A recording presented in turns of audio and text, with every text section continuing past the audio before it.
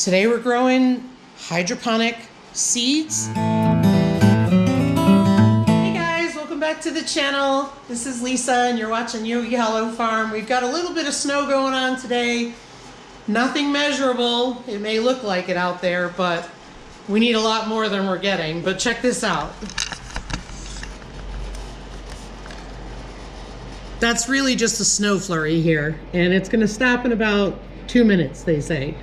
We're gonna do something inside, so let's go do it. This is my setup, and I have the lights on just to show you. You don't need all this, but we have it because we do not have a south-facing window that gets a lot of sun that we can access. This is where we start our seeds. So this isn't our entryway. It tends to be our catch-all, all-purpose room. And this has worked out great because the seeds are out of the way. It's also right next to the fireplace, so the seeds are warmer. And let me show you what we have. This is one of those folding plastic tables that we always use for seeds. We used to have it over there by the freezer. We can't anymore, obviously. So this is what we fashioned. These are pallets, and as you can see, I'm trying to move them. Ryan screwed them right into the table so they don't move. It just made for ease and convenience. Have that on both sides. And then we just used some strips of wood that we had, and Ryan put some cup hooks in them right there. And we have our grow lights. Now we have full spectrum grow lights. We got a really good deal on these and this heating mat when Living Traditions had it on their affiliate link, and we bought it. We've always had leggy seedlings, never could get anything to grow in the house. And last year we had the best seedlings ever. So we feel really good about this. So what we're gonna do today is show you what I'm using. So I have a jug here with water that is room temperature, and I have added 4 milliliters using an eyedropper of this liquid plant food. And you just mix it together. Always mark your containers because you don't want to use a container with a different ingredient with water because you can have an issue. I've got a tweezer and I've got my seed packets.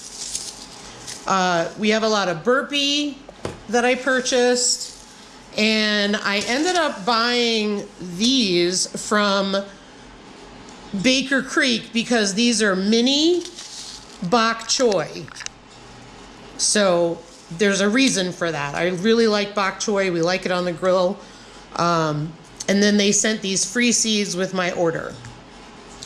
Over here we have a layer of rock wool in the plastic, and you can see it's pre-punched with holes for you to put your seeds in. And if you look on the back, it's sectioned off so you can break it. And it also comes with this standard conversion chart. I don't know if you can see it in there. And then I have a tray. The original tray that I had to toss because I've been using it for a couple years. So this is one of our other seed starting trays with a humidity dome on it. And I have washed it out with soap and water, rinsed it off, and let it dry. So that's what we're gonna do, is start our hydroponic seeds today. Let me show you the rest of the stuff you're gonna need if you wanna grow hydroponically, so that way you can be ready for part 2 of this video, which I hope will come out next week. All right, so I turned the grow lights off because they emit a funky color light, and I want to be able to show you this so you can see it clearly. The first thing you're going to have are these net pots. That's what they look like. So these net pots are about 3 inch in diameter, and they fit right in the top of a mason jar, and I believe that's a quart mason jar.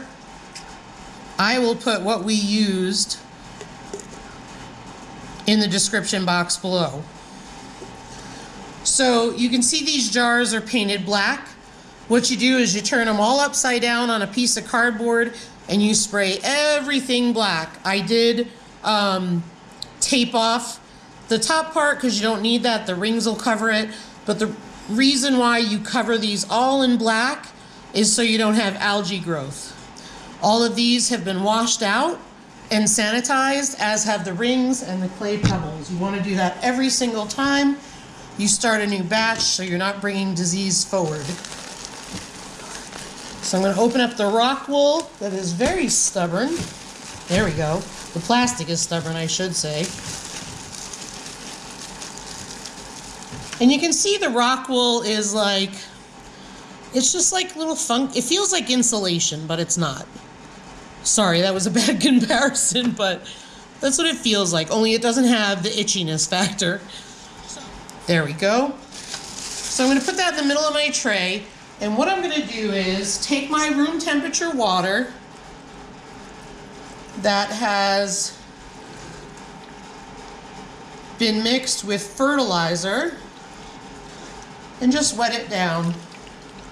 And then I'm going to put a little bit in the tray so the rock wool stays moist.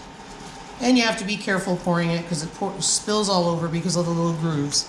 So you leave a little water in the bottom of the tray. So I want to make sure you can see how much water I left in the tray. It's not much, just enough to coat the bottom.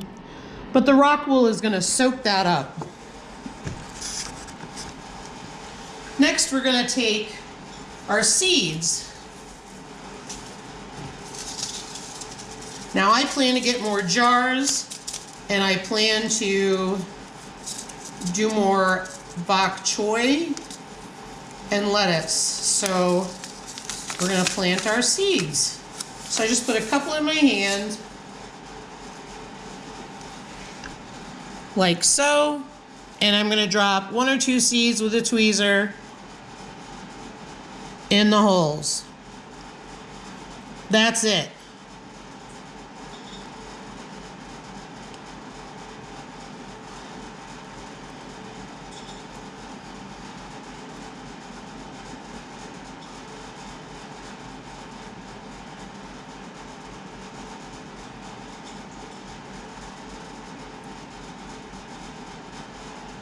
You just want to make sure it goes in the holes.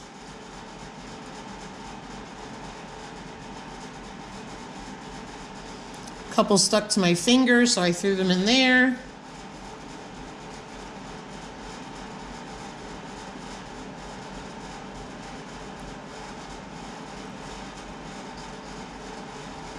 And I'm probably repeating holes because I forget. But not all of them are going to germinate. I'll admit I'm putting more than 1 or 2 because they're sticking to the tweezer. But that's okay because we can weed them out later.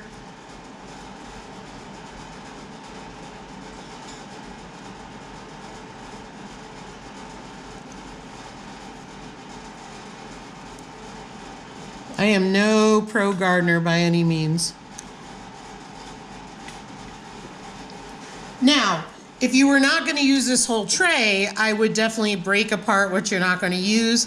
I plan to use it because I'm trying to do succession planting where I harvest the bok choy and I've got another one growing, so that's why I'm trying to have them moving along.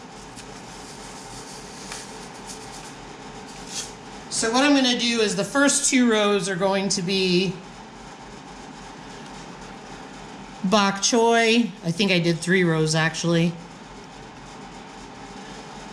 That's how I roll. Because I really love it and I really want to have these mini ones. See how they turn out.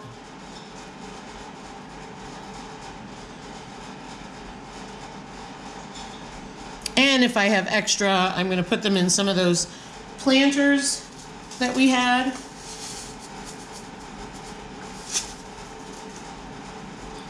From the Dollar Tree, excuse me.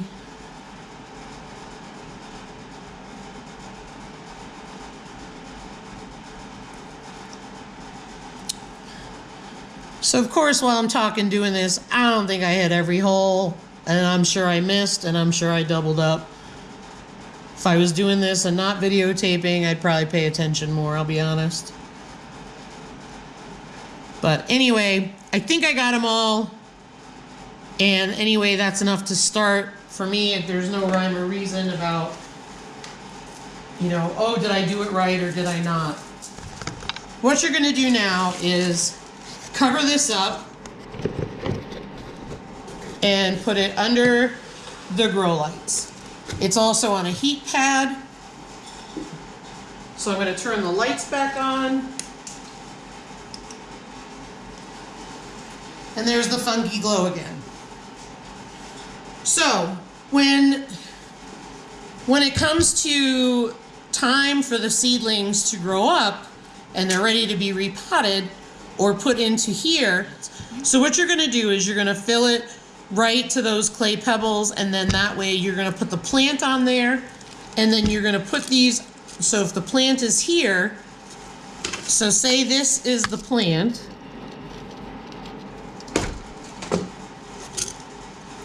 So just imagine this being the plant, the seedling in the cube of rock wool. You put it in like this, and then you're going to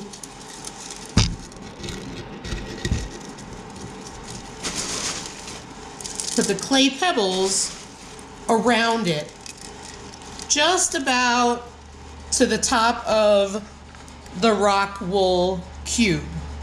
So this would be the top. So if that gives you an idea. So that's what you're gonna do. And then that's when you put the ring on and screw it on and you're good to go. So what we're gonna do is let these seedlings grow, and then the next video that I do on this, we will re-pot them into the mason jars. What I like to do with this is we grow lettuce all year round using this system. I had stopped for a while because of the inconveniences of the freezers being here, so I wasn't able to do that. But now that we have it moved over here right next to the pellet stove, I think that it's really going to help as well, because they're going to get a lot more heat. They're not on a cold outside wall as well. So I think it's an alternative. I like the plastic table because it's something we had on hand, and it just makes for easy cleanup, so that works out well. All right, so we're all set. Now the wait begins. We're just waiting on the seedlings to come up. We'll wait for them to germinate, and I will bring you guys all back when I do that. And another quick thing I want to show you before we end is, and again, you don't have to have these. This right here is a smart plug. So for those of you who have Alexa and like to have items that are automated, I'm able to have this on a routine, so that way for X number of hours a day, the grow lights come on and the grow lights come off. I know you don't need it, but why do I do it? Because I forget to turn the grow lights on, and then I get doing something and days go by and I haven't turned the grow lights on. I'm just being real. So for me, I have those plugs and I use them for a ton of things. Why not put it to good use? So I didn't buy it extra, I just had it on hand from when I bought it for another reason. Might as well use it. So we're all about automation if we can do it, because it just frees up your time and allows you to do something. But again, you can unplug a light and plug it in or switch it on. It's not a big deal. But just wanted to show you the different possibilities. Well, thanks for watching, everybody. If you have any questions, let me know. Put them down in the comments down below. And the next video that comes out is when the seeds germinate. We're going to be repotting them and putting them in the mason jars. And again, this is the Kratky method of hydroponics. So there's no pump, there's no aeration.